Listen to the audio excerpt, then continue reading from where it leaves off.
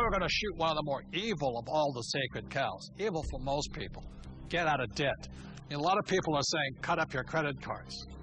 I think that's really ridiculous because the credit card is not the problem. In fact, I love my credit cards. I don't know how anybody could get along today without a credit card. But the credit card isn't the problem. It's lack of financial education is the problem.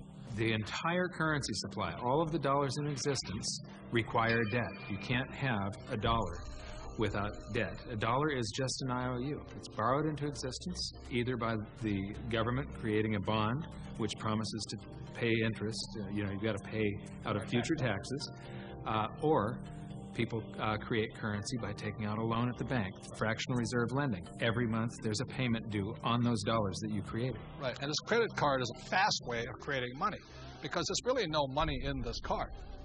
See, let's say I go to the store, there's no money in it, and I charge $100. Like magic, $100 is created and it flows into the economy. That's why debt is good. But when you abuse this, that's when we get in trouble. So I think, Mr. Rodney here, you see the horror stories of bad debt, don't you? Yeah, I've seen people walk into my office that make $150,000 a year, but they have $250,000 in credit card debt.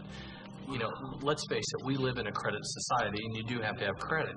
And we have to learn how to survive and thrive in our credit economy that we are. But, people are walking in, and they have this bad debt, and they're asking, what do we do with it? Well, number one, you try to pay off the bad debt so you can invest in good debt, which would be real estate. And we love debt, don't we? Yeah, we have a lot of debt. Our real estate that we own is all basically financed with our tenants. So that's what I consider to be good debt. So when we get real estate, we get proper leverage, and it's paid by all the residents that live in all of our projects. Well, and it's not just real estate. Business is the same way. We have good debt in business as well, so that the business is paying. We have debt in our business. That's how we grow, and it's the cash flow from the business that's able to pay the debt, and the debt creates more cash flow. Time out. Capital gains versus cash flow.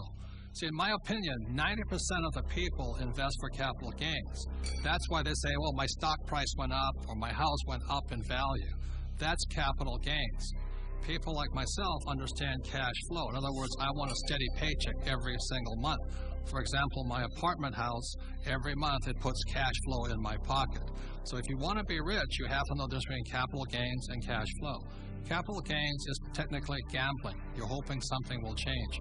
Cash flow is more guaranteed. I want that income every month. So very intelligent investors invest for both capital gains and cash flow. People say, I like real estate. I don't really like real estate. I just love debt because it's so easy to get a loan on real estate, right? Well, here, I like the analogy that you use sometimes. Say if you put $1 million of cash into a mutual fund, you get whatever you get paid. But if you put $1 million of it in a down payment, for some kind of a commercial project like we have, you actually buy a $5 million project.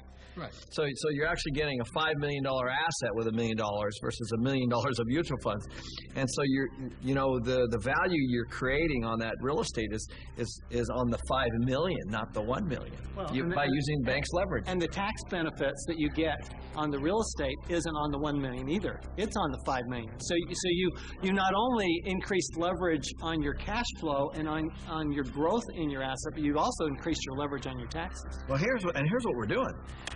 We get these loans, the tenants are paying them off. That's the point.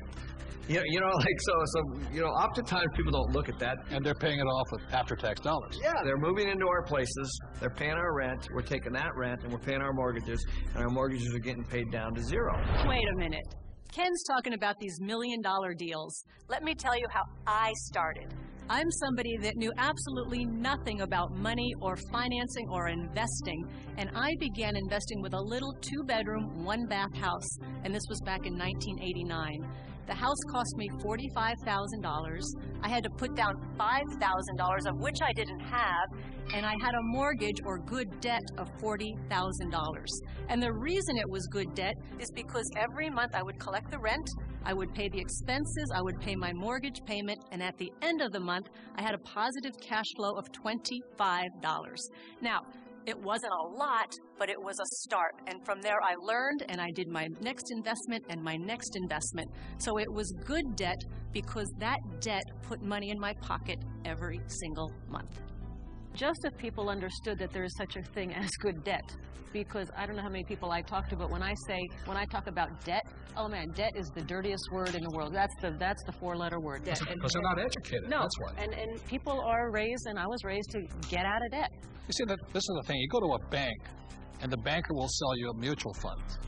But ask them if they will loan you money to buy those mutual funds. The answer is no. But if we go in and we say, we want to buy real estate, oh, how much do you want? It's because there's collateral. Yeah. They actually have something physical.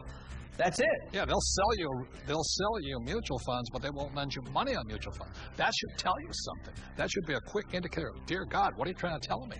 You know, and the other part about it is that borrowed money for real estate, is that after tax, pre-tax, or no tax?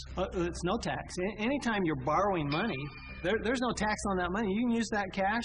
It's not taxable at all. So if somebody wants to borrow $1 million or save $1 million, it'll probably take them $2 million to save the million because tax is going to take 50% of it. Right. But I just go straight in and borrow $1 million, which they give us. It's great money. I love my banker. I'm not saying bankers are bad. They're fabulous because they give us the money. All they want is their interest. We keep all the appreciation, depreciation, amortization. We keep all of it. They're the best partners of all. So I'm not anti-bank and I'm not anti-debt. I'm anti-lack of financial education because there's good debt and there's bad debt. Your rich dad was a tough mentor. But, you know, I think some of the greatest mentors are tough because a really great mentor will push you to go beyond where you think you can go. And that's some of my best mentors. That's what they've done for me. Yeah, and I didn't always listen to my rich dad. I still remember I did the real estate course, you know, and I went running out in Honolulu, and I found this condo, and it was for $64,000, and it didn't cash flow. So I went to see my rich dad, and I said, but it's going to go up in value. In other words, capital gains. He says, never buy anything that goes up. It must cash flow. And I said, no, it's going to go up. And we argued and argued and argued. And this is what he said to me. He says, if you start investing for capital gains, someday you will lose big time. So that I let that condo go. I didn't pay $64,000. Today it's probably worth $300,000. But I learned a lesson from my coach, my rich dad. If I had gotten into the habit of buying for capital gains, either the price of stocks going up or real estate going up, I might have been wiped out in this crisis. So that's why a coach and a mentor keeps you onto your plan.